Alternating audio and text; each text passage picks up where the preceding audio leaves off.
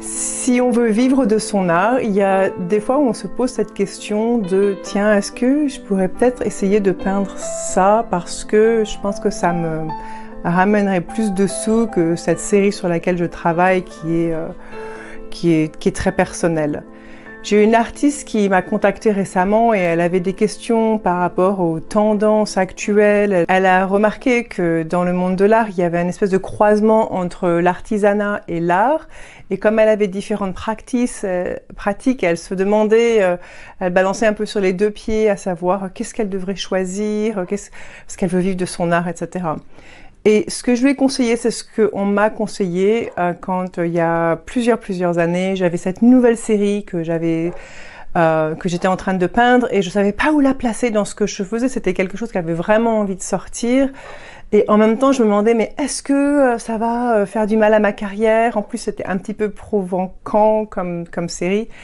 Et donc, j'ai posé une question à ce commissaire d'exposition que je connais bien et elle m'a dit Gaïa, Picasso s'est jamais demandé est-ce que ça va faire du mal à ma carrière si je fais une série rose. Et donc elle m'a vraiment encouragée à juste mais amuse-toi, t'es artiste, on est artiste, on n'a pas choisi ce métier pour essayer de faire quelque chose pour vivre une vie qui accommode ce que les autres veulent.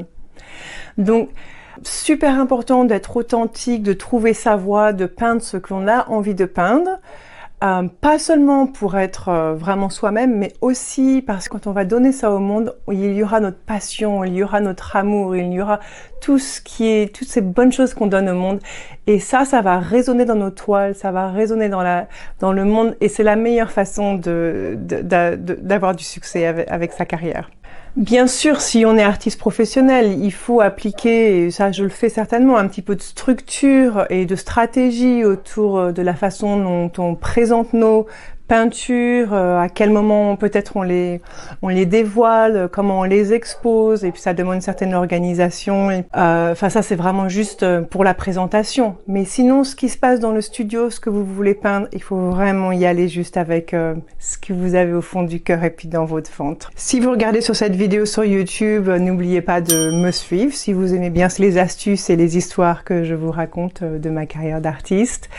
Et puis sinon, occasion pour se rencontrer, c'est de venir à nos rendez-vous mensuels qu'on appelle New Moon Zoom autour de la nouvelle lune. On se retrouve entre artistes pour des conversations qui sont vraiment exactement, enfin des trucs où on peut parler avec personne d'autre, on se comprend, des thèmes comme ceux que j'aborde dans ces vidéos. J'espère vous rencontrer bientôt et puis merci beaucoup, à très bientôt.